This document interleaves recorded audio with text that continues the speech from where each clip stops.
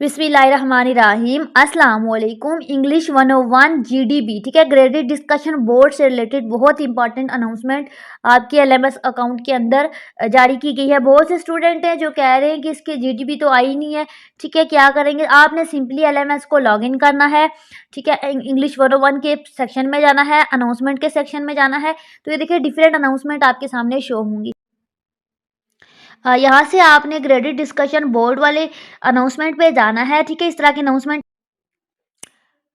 अच्छा, जब आप अनाउंसमेंट को ओपन करेंगे तो ये अनाउंसमेंट आ रही है। इस अनाउंसमेंट के अंदर आपको क्लियरली यहाँ पे मेंशन किया गया है कि द क्रिएटिव राइटिंग बेसिकली ये आपने कोर्स करना है। अच्छा, यहाँ पे क्लियरली मेंशन किया गया है कि 7 दिसंबर 2025 लास्ट डेट है। इस डेट से पहले पहले आपने इस कोर्स को जो है रजिस्टर करके सेव कर लेना है। ये आज लास्ट डेट है, आज ही मुझे पता चला, ये मैंने अभी देखा है। ठीक है, तो ये मैं आपको जो है इसका सोल्यूशन बताती हूँ कैसे करना है। सबसे पहले इससे रिलेटेड एक अनाउंसमेंट आई है। इस अनाउंसमेंट के अंदर कहा गया है कि ये जीडीपी नहीं है, आपकी जीडीपी मिड टर्म के बाद आएगी। ठीक है, देखें ये GDP will be open after mid term, लेकिन अभी आपने जस्ट इनरोल करना है। तो आप इनरोल नहीं करेंगे तो आपकी जीडीपी नहीं होगी। ठीक है, तो आपने इसको इनरोल करना है, हर हाल में आज इनरोल करना है। तो इनरोल करने का मैं तरीका आपको बताती हूँ। ये इसका पार्ट ए है, उसमें वही कह रहे हैं कि रजिस्टर करना है डिजी स्किल के पोर्टल पे, और ये आपको पोर्टल का लिंक गिवन है, ऊपर मैंने आपको भेजा था। ठीक है, इस लिंक को आपने पेस्ट करना है तो आपके पास इस तरह का इंटरफेस आएगा। ये वाला इंटरफेस आएगा। यहाँ से आप नॉट रजिस्टर पे जाके यहाँ पे आप रजिस्टर भी कर सकते हैं इस फॉर्म को फिल करके। ये मैं आपको आगे लाइव करके भी दिखाती हूँ। 101 पढ़ रहे हैं, ठीक है, फर्स्ट सेमेस्टर है, फर्स्ट टाइम मिड के पेपर देंगे तो आपके माइंड में बहुत से सवाल होंगे। लाइक आपको ये टेंशन होगी कि व्यू में पेपर कैसे देते हैं, तो ये आपके लिए है। ये है वीडियो मेरे यूट्यूब पे आपको मिलेगी कि वीयू एग्जाम सिस्टम कैसा होता है। जब विजय यूनिवर्सिटी में आप पहली दफ़ा पेपर देने जाते हैं तो पेपर किस तरह से देते हैं, कि एग्जाम देते हुए कौन सी चीज़ें लेके जानी है, ठीक है, क्या क्या गलतियां नहीं करनी। ये सारी वीडियोस आपने जो है 23 मिनट की देखनी है, और आपको ये काफ़ी हेल्प मिलेगी आपकी वीयू एग्जाम सिस्टम से रिलेटेड।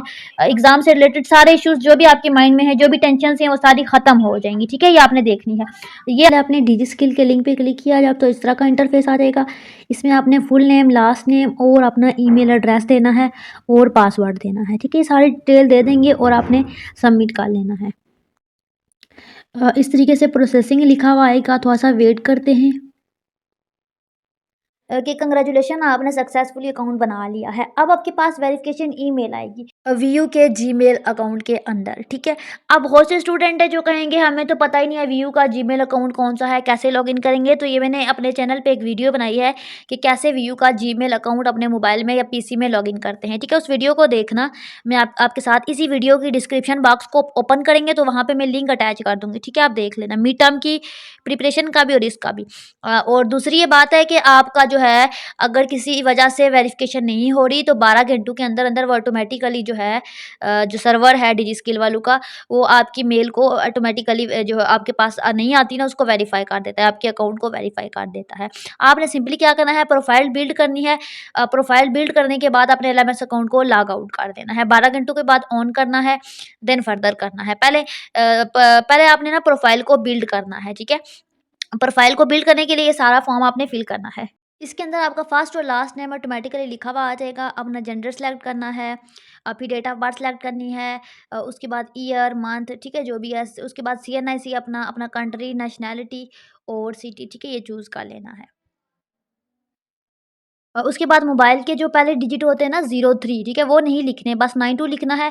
और उसके बाद जो 03 और उससे अगले 2 डिजिट होते हैं वो यहाँ से ऑटोमेटिकली आपने सेलेक्ट करने हैं, 03 जो भी है, सारे स्टेप ठीक है। करने हैं। उसके बाद 03, प्रोफाइल बिल्ड 01 से करने के लेकर बाद आपके पास क्रिएटिव सारे राइटिंग का जितने भी कोर्स सिम्स सेलेक्ट हैं उनके करके उसको अकॉर्डिंग दिए गए, सेव ठीक कर है। देना है। उसके ये बाद काम आपने आपका लास्ट वाले मिड के सेलेक्ट बाद करने हैं, स्टार्ट आपने होगा, नेटवर्क लेकिन कौन अभी सा है, आपने ठीक ये है, सारा सारा काम फॉर्म करना है। आपने फिल ठीक है, करना मैं है कि आपको आपकी आगे लाइव करके क्वालिफिकेशन भी कितनी दिखाती है, हूँ। या सारा आपको पता होता है अच्छा, आपकी आपको यहाँ पे क्वालिफिकेशन क्लियरली कितनी है, मेंशन किया गया है कि आपके सब्जेक्ट 7 कौन से हैं, ये आपका देखिए फ्यूचर फ्यूचर प्लान में बस आप 7 लिख दिसंबर देना, कुछ 2025 से कुछ भी पहले सिलेक्ट पहले, कर ठीक लेना, है, ठीक है। करंट आपने स्टेटस में आप इसको स्टूडेंट लिख दें, सबमिट करवाना क्योंकि अगर है आप इसको स्टूडेंट नहीं कोर्स को। लिखते, आप कुछ और चूज़ करते हो, एम्प्लॉय चूज़ करते हो, तो फिर आपको जॉब की सारी डिटेल देनी पड़ेगी, बहुत लेंथी काम हो जाएगा।